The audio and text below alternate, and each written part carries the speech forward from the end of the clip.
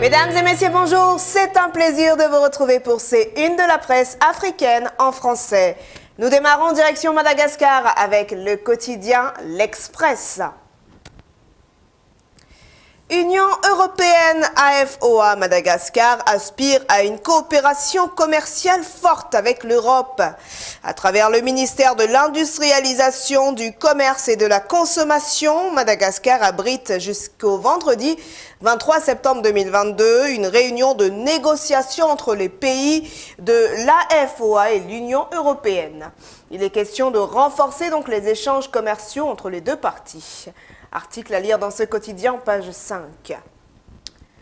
Île éparse, la Russie soutient Madagascar, article à retrouver en page 3. IMRA à la recherche d'un médicament anticancéreux et au Royaume-Uni, Elisabeth II rejoint sa dernière demeure dans le recueillement. Donc voilà, l'enterrement de la reine Elisabeth II a eu lieu hier au Royaume-Uni. Nous poursuivons avec le quotidien aujourd'hui au Maroc. Activité de maintenance au Royaume et à l'étranger, création d'une nouvelle société, actionnariat, l'écosystème prend forme. Avion militaire, de nouveaux détails sur le deal entre le Maroc et Sabena. Par le biais d'un nouveau guide d'élaboration et d'évaluation, l'intérieur accompagne les régions pour leur PDR, à retrouver en page 7. Pêche. Les débarquements en hausse de 26% à fin août. À travers leur rencontre régionale, les femmes RNIST relancent le débat sur la parité au Maroc, à lire en page 3.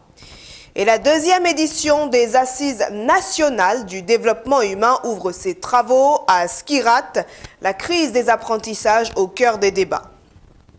Voilà pour le Maroc. Nous poursuivons ces Une de la presse africaine, mesdames et messieurs, avec le Sénégal. Et nous démarrons avec le Témoin. Nouveau Premier ministre, voilà, Amadou Ba, un pare-feu contre Mimi. Le nouveau Premier ministre, donc Amadou Ba, n'a pas été choisi seulement pour ses qualités de brillant technocrate, de grand argentier et de rassembleur politique. Il est aussi, présent pour contenir la révolte de son lointain prédécesseur, Mimi Touré. À lire aussi la carte jaune pour les futures batailles présidentielles dans ce quotidien. À Ziguinchor, confirmation surprise pour Victorine Day et entrée logique pour Doudouka. Pèlerinage 2022 au lieu saint de la chrétienté. Tu es Simon, tu t'appelleras Pierre, à retrouver en page 9 pour l'article. Et pour terminer avec ce quotidien, Dr Cheikh Kanté sur son retour au PSE. Je salue la justesse du choix du président Macky Sall. Voilà donc pour le Témoin. Nous poursuivons avec l'I-Quotidien, toujours au Sénégal.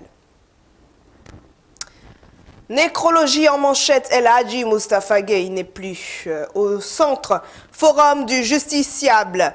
13 propositions pour réformer la justice sénégalaise, encadrer du principe d'inamovibilité, ouvrir le Conseil supérieur de la magistrature à des personnalités extérieures, réformer la loi numéro 81-54 du 10 juillet 1981 portant création de la CRE.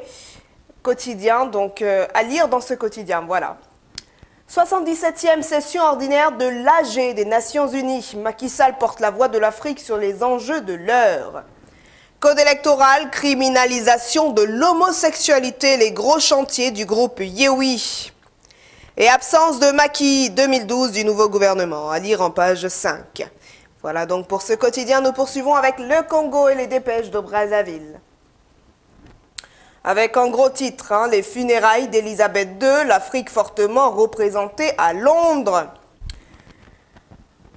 Alors, Brazzaville abritera un colloque sur les enjeux climatiques bientôt, à lire dans ce quotidien. Voilà donc pour Brazzaville, nous poursuivons avec le quotidien numérique d'Afrique, qui consacre, comme tous les mardis, sa première page à la gente féminine. Donc nous retrouvons aujourd'hui mardi au féminin. Nous démarrons avec la Zambie. Tout savoir sur l'auteur et dramaturge Mulenga Kapweke, à lire en page 12. À la découverte de la cinéaste nigériane Uwaidu Ikpe Etim. Au centre, Afrique du Sud, des jeunes filles zoulous dansent devant leur roi. En bas de page, zoom sur Nadine Ashraf, militante intrépide des droits de la femme. Et halte sur Rebecca Guillumi, l'avocate et militante tanzanienne. Voilà donc pour les femmes. Nous poursuivons avec le quotidien Sidoya au Burkina Faso. Importation illégale de volailles au centre-sud du pays. Un plomb dans l'aile de la production locale. Article à retrouver en page 12 et 14. Procès d'Abo Boukari, la décision d'inhumation à Pau de la dépouille est venue du défunt Salifou Diallo Gilbert Diendéré. Transformation de l'éducation pour terminer, appel à un mouvement mondial des acteurs. Voilà pour le quotidien Sidoya et pour les quotidiens internationaux, nous revenons sur le plan national avec le Bénin et nous démarrons avec le quotidien Matin Libre. Veille de rentrée scolaire et vie chère au Togo, voici les fortes mesures sociales prises par Fort. Patrice Talon ne pourra plus s'échapper au tournant de novembre, à lire en page 10. Projet sport au féminin, donc formation des entraîneurs, à lire en page 6. Et avortement sécurisé en Afrique de l'Ouest, société savante et professionnelle de la santé s'engage pour la cause. Nous poursuivons avec le matinal, mesdames et messieurs. Pour cause d'inondation, la rentrée scolaire différée dans certaines localités.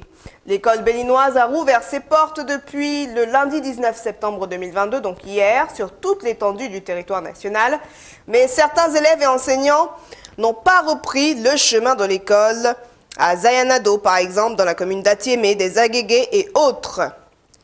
Au-delà de l'euphorie des ralliements, les clés qui feront gagner les législatives de 2023. Les législatives, bien sûr, qui auront lieu le 8 janvier 2023, au cœur des débats actuellement. Voilà, mesdames et messieurs, c'est ainsi que se referme ces Une de la presse africaine en français. Merci à vous de nous avoir suivis. Excellente suite de programme sur Gulf TV Africa.